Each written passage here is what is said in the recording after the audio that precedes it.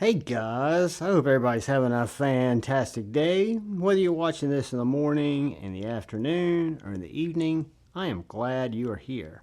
Real quickly, I want to say thank you to the channel members. Thank you, thank you. I want to say thank you to anyone who subscribes to the channel. Thank you, thank you. And I want to say thank you for anyone who comes in to occasionally or often watch my knife and EDC content. I thank you.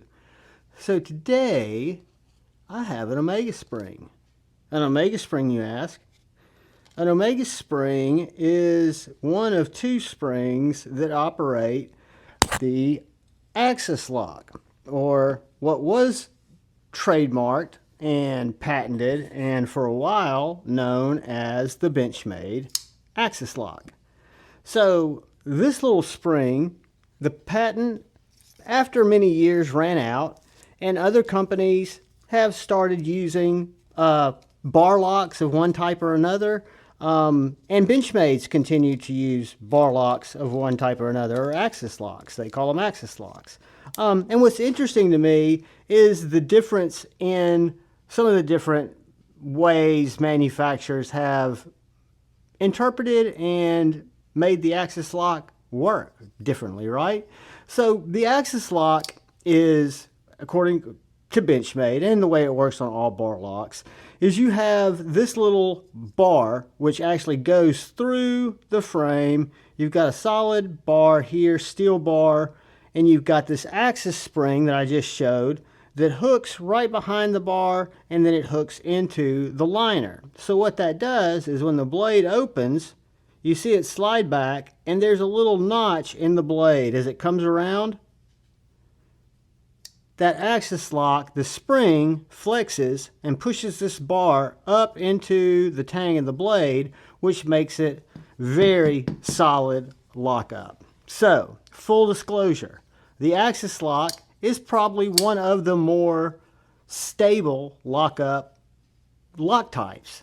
Full disclosure, it's one of my least favorites, or at least it was one of my least favorites. You'll usually see it with thumb studs. Benchmades are on washers, so again, it has a lot of good snap to it, but it doesn't have a traditional detent where you've got friction against metal from the frame that then gives you that pop. The axis lock operates a little differently, kind of like a button lock. Some people like it because you don't even have to thumb flick it. You can just pull back on the axis lock and flick it open, kind of like that, or flick it shut. Benchmade did it and does it pretty much the same. I've got this older Benchmade here, this Mini Locos, which I don't know if they just tuned it differently, but it is set up with the same axis lock, same Omega springs, uses the same springs, but it seems to have more snap. And maybe that's because it employs the thumb hole, but it's the same exact design. If you look through here, this bar is now locking it up. When I pull this bar back, it allows that tang to pivot. You can see the black where it locks up.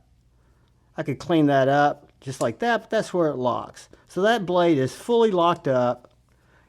To press this, pull the springs back, axis lock is now disengaged, re-engaged. And I've heard, full disclosure, over the years that axis locks can be pretty high maintenance, that people break axis locks, that axis locks break on you. I can tell you that I'm a knife user, probably don't use the same knife as often as a lot of people because I'm having to carry different knives, but over all the axis locks I've had and experienced, I've not yet, knock on wood, had one break. So Benchmade started it, right? They started the axis lock phase. Then their patent ran out. I'm not exactly sure how Hogue came up with or was able to develop their Able lock. They called this the Able lock. It's still a bar lock, still has the exact same properties, has a little different place on the blade where it locks up, right back here.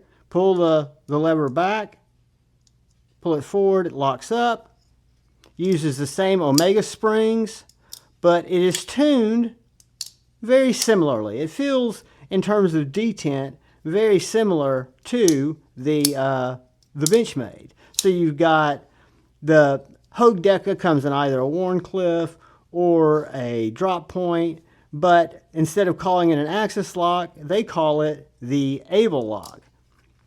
And then they did a knife with Doug Ritter, the Ritter Hogue RSK MK2. It's got an interesting name, but they utilize and they call it the able lock with the trademark symbol there. So they're acknowledging that it's Hogue's lock. However, they use a much beefier frame here. They use a beefier bar. The axis springs or the omega springs are still the same tension, same basic springs, but you got just a really nice deploying knife, right? I can do it just by flipping the axis lock. I can use the thumb studs. I can reverse flick it. It just doesn't have a lot of that traditional, what you would consider detent. And that's not a bad thing. Not everybody's a detent snob like me. I like detent, but there's a lot to be said for being able to take a knife out of your pocket, pull back on the axis lock, give it a little wrist flick, and have it open. It just works very well. So the Hogue, the Ritter Hogue, paid homage to not Benchmade, but to Hogue and called it the able lock.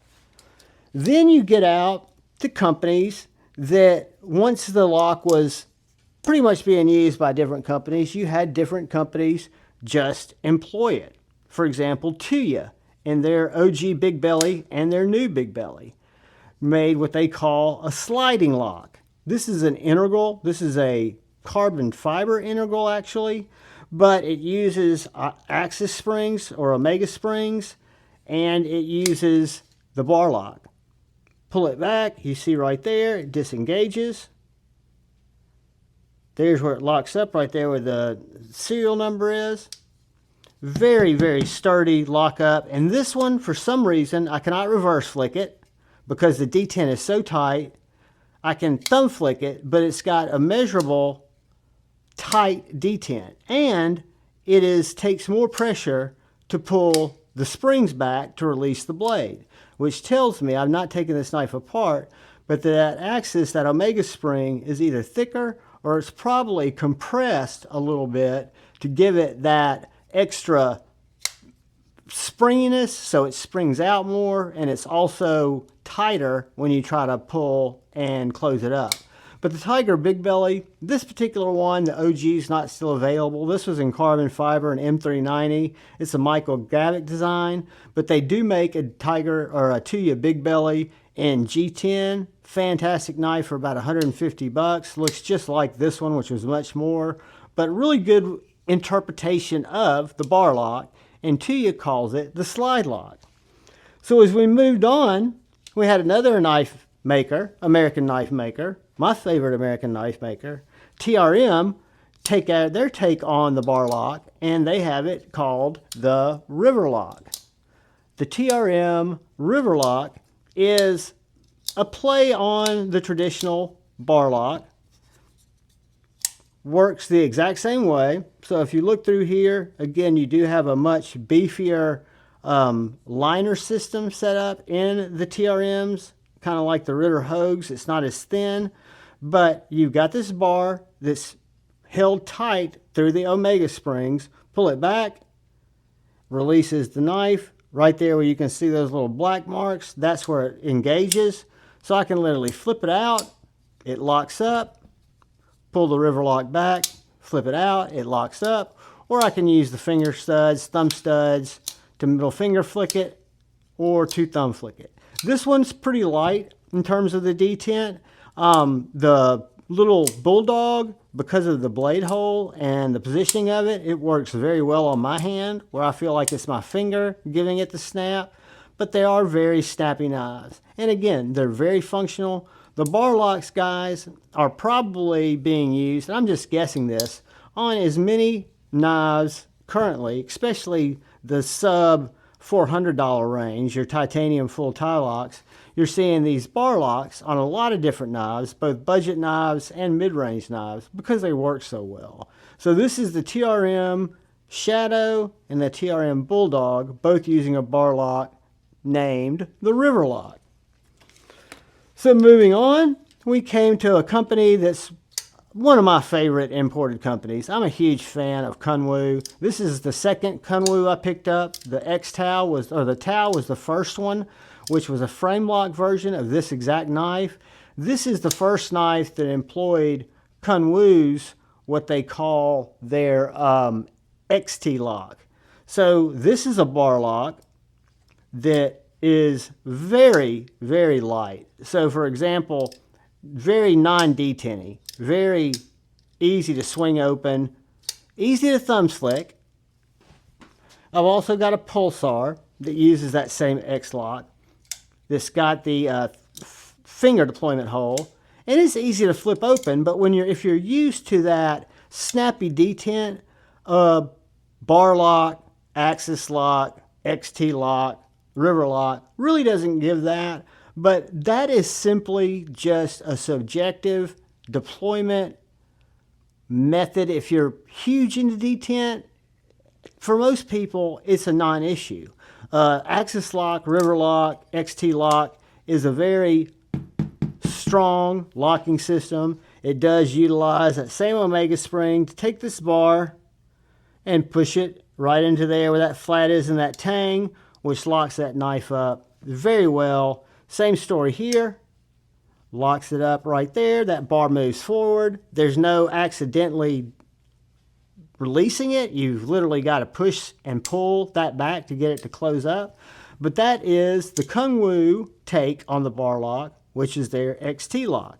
And this is probably, in terms of, maybe it's because they're titanium handled knives, this is probably the smoothest feeling, even though it doesn't have the most natural spring retention in terms of mimicking a detent. These are very, very smooth knives. Moving on, we come to someone who's done something unique and does it very well. This is Kizer, and this is Kizer's clutch lock. Kizer's clutch lock is probably one of the snappiest bar locks I've experienced.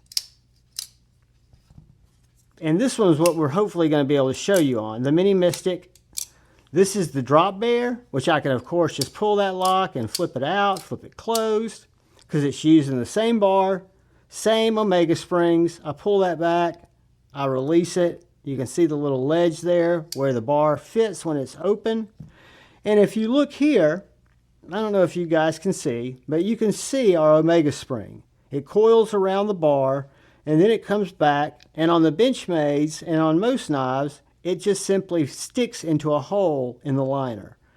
Kizer's put 5 holes in the liner that allow you to compress this spring, whether you want it on its loosest setting, or this one came from the factory second to the tightest. So this compression lock or omega spring is compressed more so that it's more recoiled and it slings that blade out.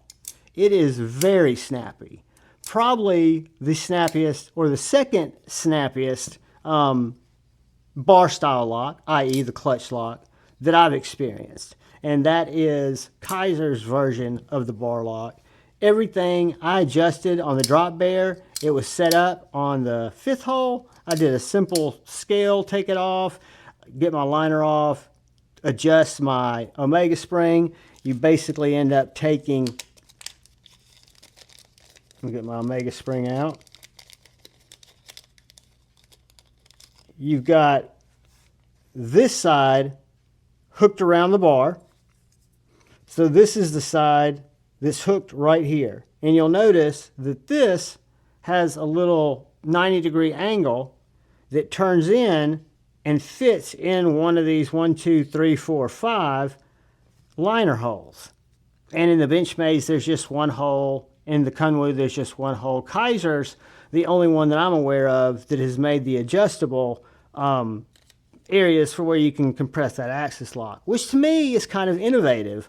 I like that, and that's why I'm hesitant to say that Benchmade has had it longer than everybody, and I love Benchmade knives, but in terms of the action of the axis lock, I think it's the least pleasurable from a deployment standpoint as any of them. And it would seem like Benchmade would have had the most time to refine it, but it goes back to, it's just me, my weird subjective liking that feel of detent. Most people might love the way Benchmade do it. did it. So it's very possible. This, however, is the Vostede Dachshund bar lock. It's got a top flipper. It's also got thumb studs, and I don't know if it's where the thumb studs are positioned, how that works in relationship to the handle, but this knife has what feels like traditional detent. I don't know how they did it, because you've got a basic bar lock, and you do have this cutout right here. You can see that you've got this jimping that goes over this little cutout here, but that is where that bar lock slides in and locks up. Super, super strong lockup. I can still flip it out if I want to just flip it. But this one, the detent's so good, they were able to incorporate a functional front flipper. So in terms of the bar lock, yes, it's my least favorite overall locking device, only because, or locking mechanism, only because of the detent. It's probably one of the best in terms of reliability if you're looking for a hard use locking system. The bar lock is very solidly locked up in the tang of the blade. It's not going anywhere. But it's interesting to see how many companies have adopted it, because it was, again, the patent ran out and it's a very popular lock, and what they've been able to do with it in terms of modifying it, beefing it up in the case of Hogue with giving you bigger thumb studs, maybe a bigger spring. I'm not sure about that, but it definitely has a more beefy liner, more beefy bar. And then again, you've got the OG who brought it to market, Benchmade with the axis lock. And then I've got two Benchmades that both use the same axis lock and the same spring, but this knife is built to be much more hard to use. Guys, a different video examining a lock that a lot of people kind of turn their back on, but I think it's a great lock. That is the bar style, or the Axis, the Able, the River, the XT, or the Clutch, or the Crossbar Lock, Vostede calls it. The Crossbar Lock. All of them are really good locks. Don't be afraid to try one out. I'm sure you've tried one out, and some of you guys might love them, because when I first got into the knife game, before I was really good at deploying knives, I thought that the bar style locks, the Benchmades primarily, because that's where I was getting my exposure to them, because a lot of the others hadn't come out yet, I was using that method to deploy the knife. It was almost like an automatic. It just worked so well. But guys, thanks for watching the video. I hope you found it somewhat informative, educational, or maybe entertaining. But do me a favor, hit that subscribe button, hit the like button. Mostly look out for the guy or gal to your left. Please look out for the guy or gal to your right. Please look out for each other. Go forward with love in your hearts and choose to bait, not hate. I love you all. Peace.